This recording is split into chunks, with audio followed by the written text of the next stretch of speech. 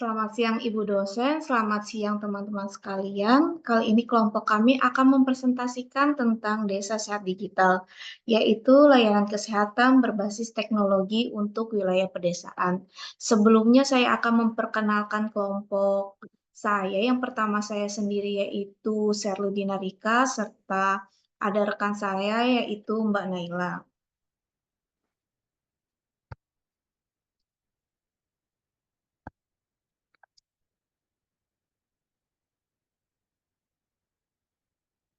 Kondisi nyata akses kesehatan di pedesaan.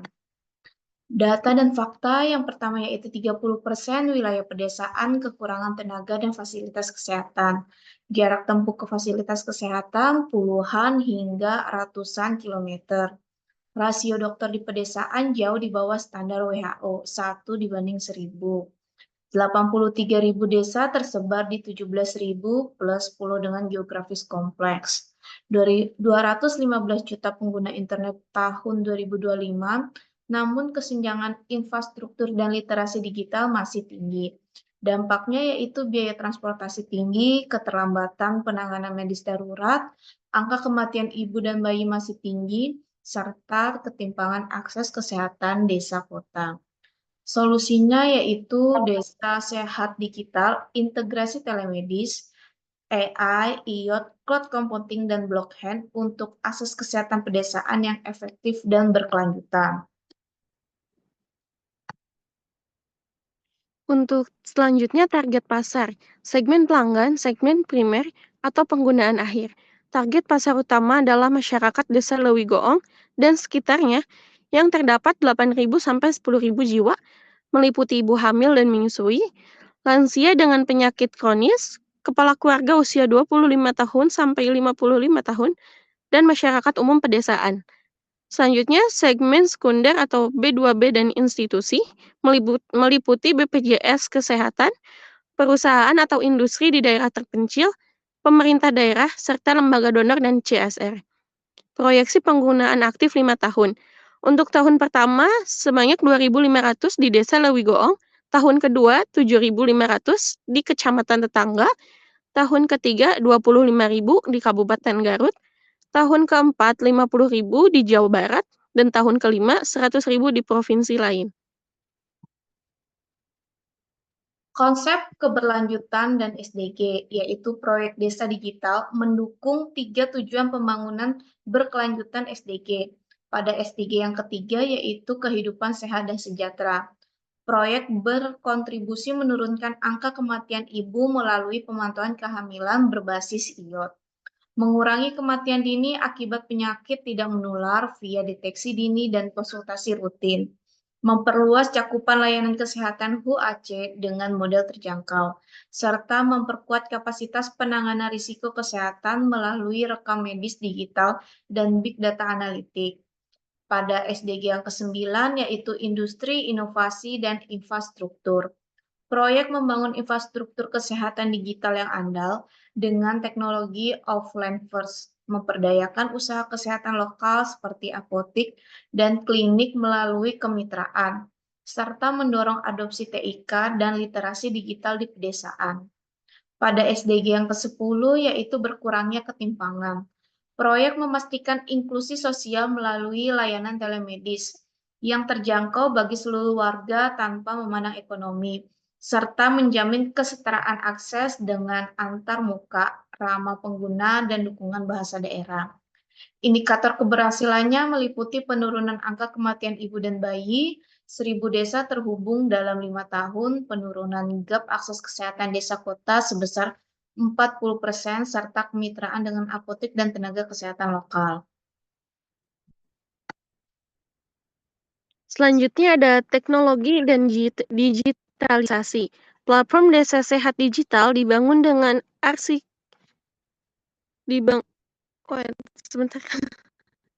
dibangun dengan arsitektur microservice yang modular dan dapat diakses melalui aplikasi mobile atau Android atau iOS, serta website.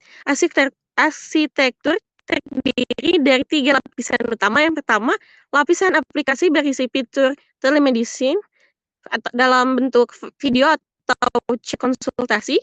Ada selanjutnya AI Symptom Checker, ada lagi IoT Health Monitoring, e-pharmacy, dan Electronic Health Record atau IHR.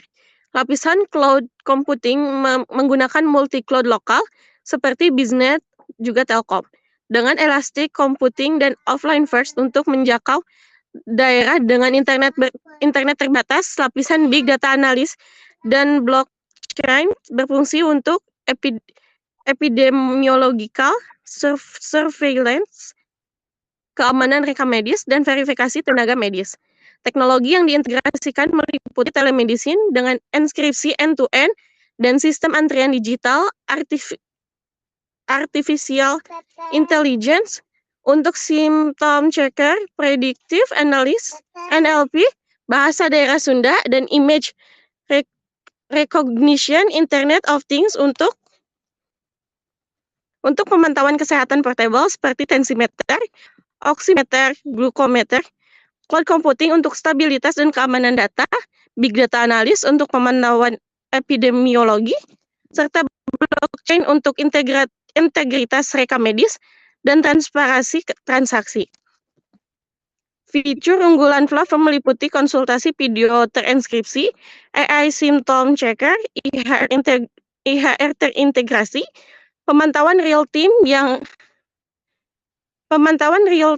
via IoT, e-pharmacy dengan pengiriman obat, mode offline first, dukungan bahasa daerah, dan integrasi dengan Satu Sehat, serta BPJS Kesehatan. Pengembangan dilakukan dalam 2 tahun. Tahun pertama fokus pada pembuatan MVP, konsultasi dasar, IHR sederhana, IoT awal, dengan uji coba 100-200 pengguna di Desa Lewigoong. Tahun kedua meliputi implementasi fitur AI lengkap, pembayaran digital, seperti KRIS, e-pharmacy, dan integrasi Satu Sehat dengan peluncuran resmi target 2050.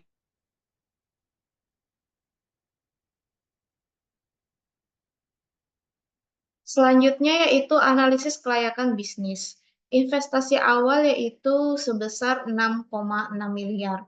Komponen investasi meliputi pengembangan platform sebesar 2,5 miliar.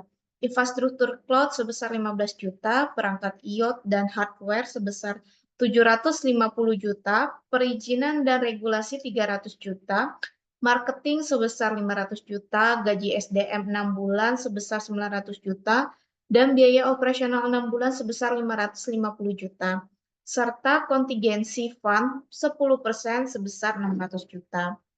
Proyeksi pendapatan dan biaya selama 5 tahun. Tahun pertama yaitu 2.500 pengguna, pendapatan sebesar 500 juta, biayanya sebesar 2 miliar, dan ruginya yaitu sebesar 1,5 miliar. Tahun kedua yaitu 7.500 pengguna, pendapatannya sebesar 1,5 miliar, biayanya sebesar 2,5 miliar, dan ruginya sebesar 1, miliar. Tahun ketiga yaitu 2.500 pengguna, pendapatan sebesar 5M, biayanya yaitu sebesar 3,5 miliar, labanya yaitu sebesar 1,5 miliar. Tahun kelima yaitu 100.000 pengguna, pendapatannya 2 miliar, biayanya 8 miliar, dan labanya yaitu sebesar 12 miliar. Break even point atau BEP diperkirakan tercapai pada bulan ke-24 hingga ke-28 memasuki tahun ketiga. Lebih lambat dari startup urban karena karakteristik pasar pedesaan yang membutuhkan waktu adopsi lebih lama. Faktor kunci meliputi pertumbuhan pengguna, peningkatan layanan premium, strategis pemasaran, dan efisiensi operasional berbasis cloud. Model pendapatannya yaitu platform mengadopsi pendapatan beragam dengan kontribusi.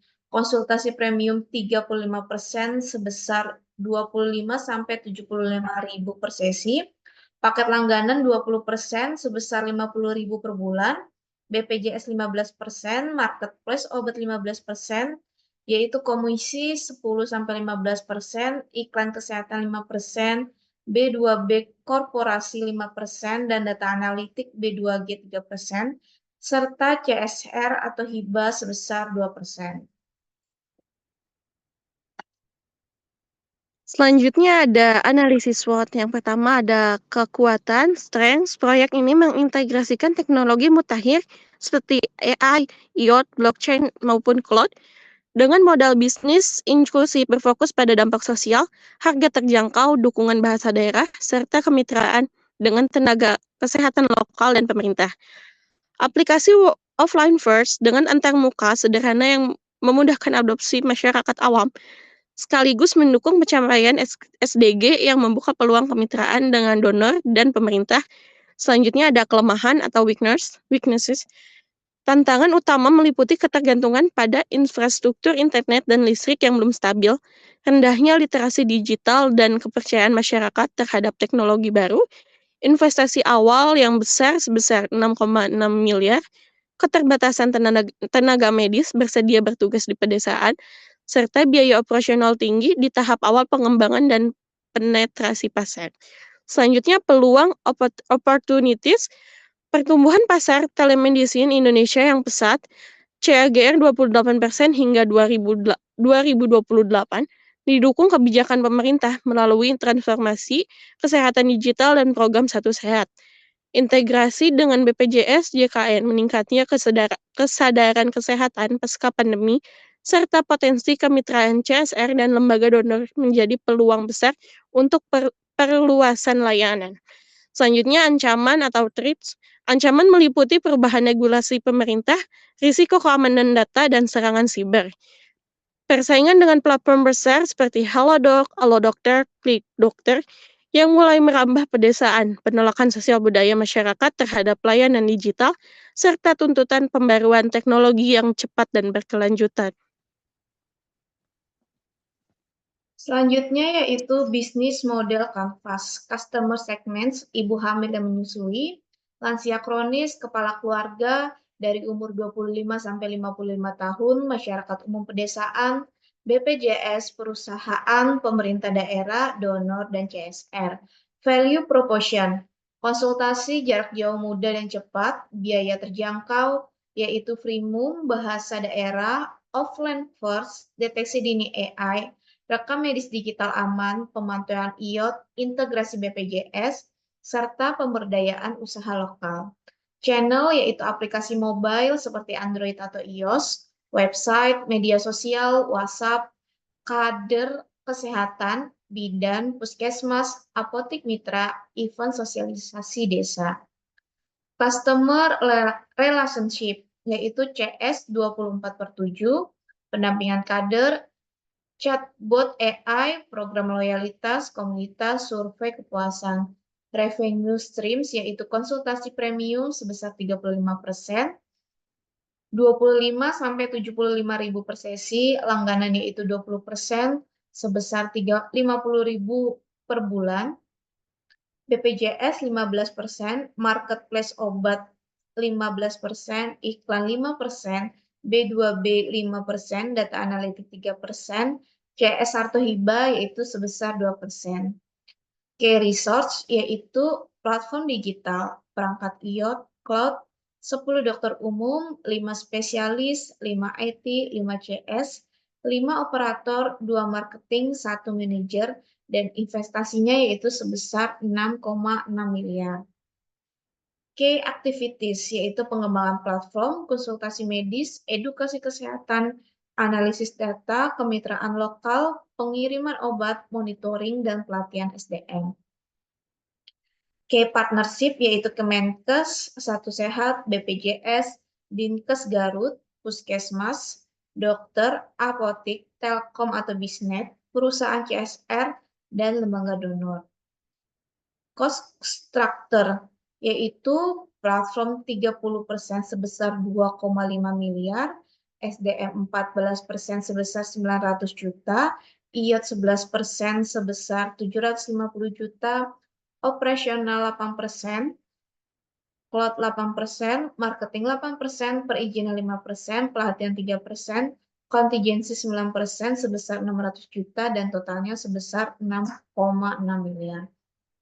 Keunggulannya kompetitif yaitu fokus pedesaan, bahasa daerah, offline first, integrasi ekosistem lokal, harga terjangkau di bawah rata-rata urban.